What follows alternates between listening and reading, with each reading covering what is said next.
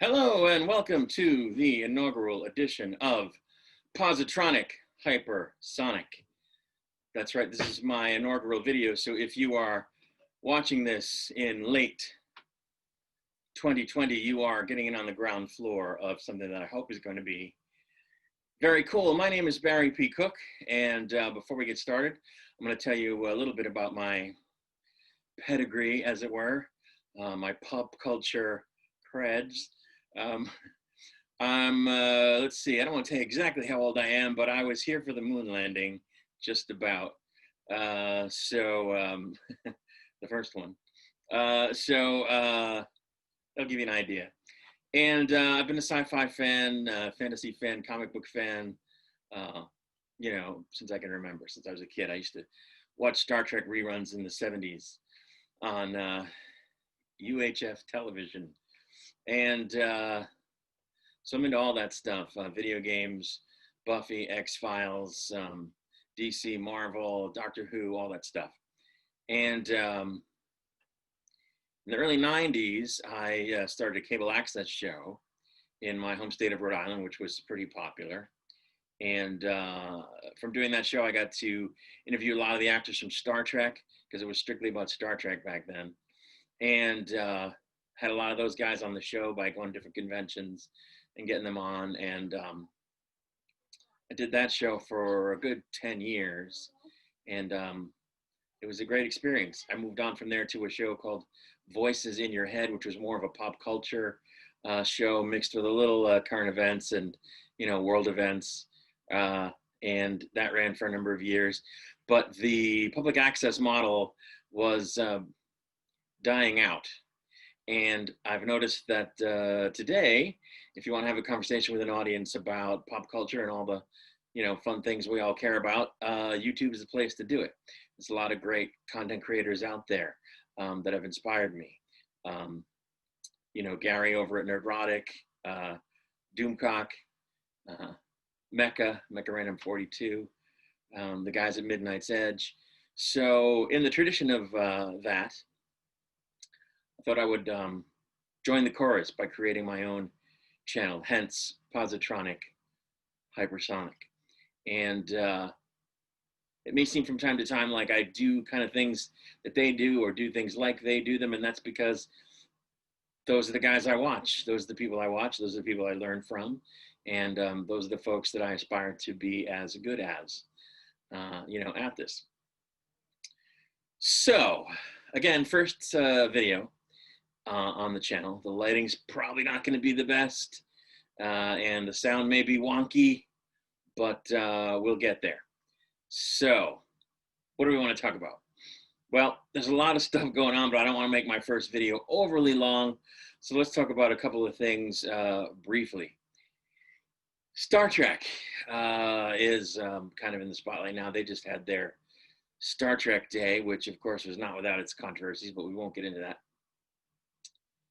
because it was the anniversary, right? It started in '66, so 53, the 53rd anniversary. So they are, going gangbusters over there, it seems, at CBS with the content. They've got Lower Decks on the air. They've got Discovery Season 3 coming. We're supposed to be getting Strange New Worlds. We shall see if that actually materializes. Picard had its first season. Season 2 is supposedly in the offing. And there's still that Section 31 show we're supposed to get, and there's a Nickelodeon cartoon, so they're going crazy. But let's talk about the most recent offering that's actually made it out to the world, Lower Decks.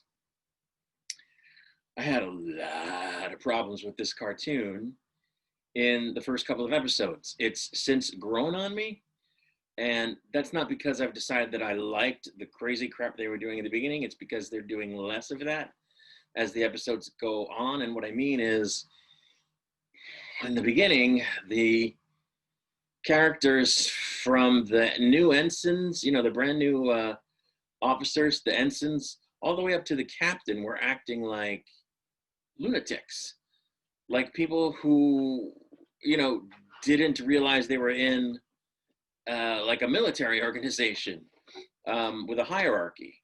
Some people say Starfleet's not military, but you know, it's an organization with a hierarchy, and you know, you're supposed to comport yourself a certain way, like an officer. And these people were not doing that, and that's fine for the lower decks people.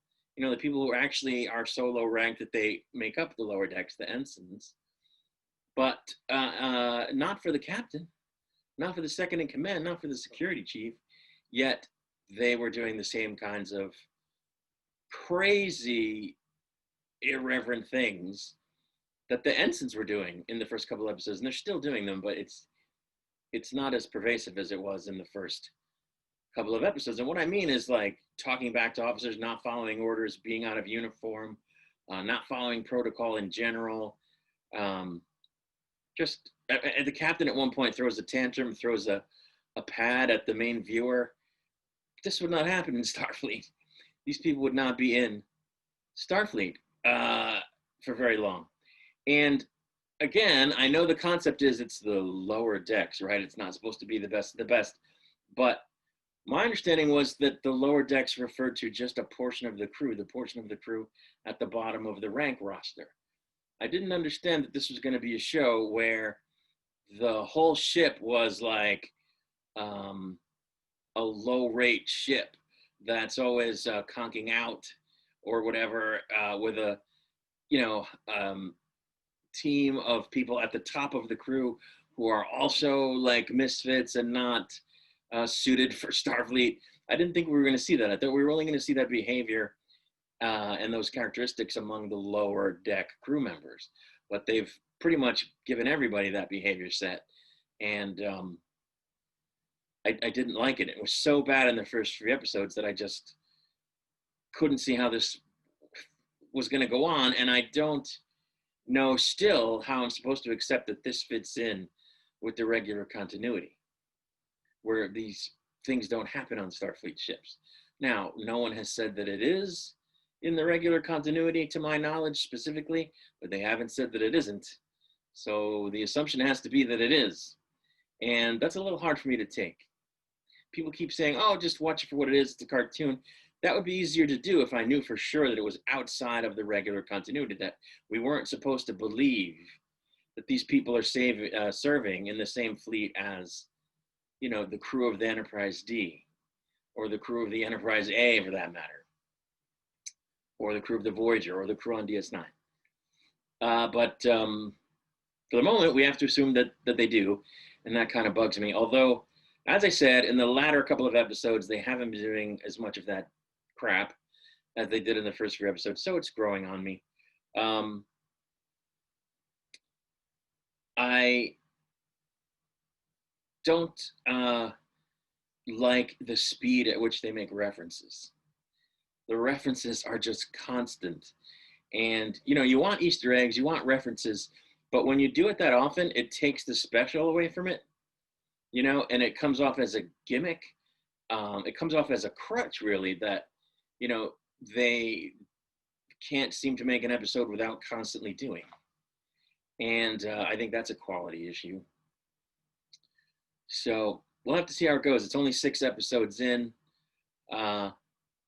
And I guess there's, you know, no way to know how it's going to turn out, but we'll see. At the moment, I'm regarding it as something that is kind of like a 5 out of 10 in general as a series, and it was lower than that when they started on my scale. But we'll see how it goes. Strange New Worlds is the other thing that people are buzzing about now in terms of Star Trek.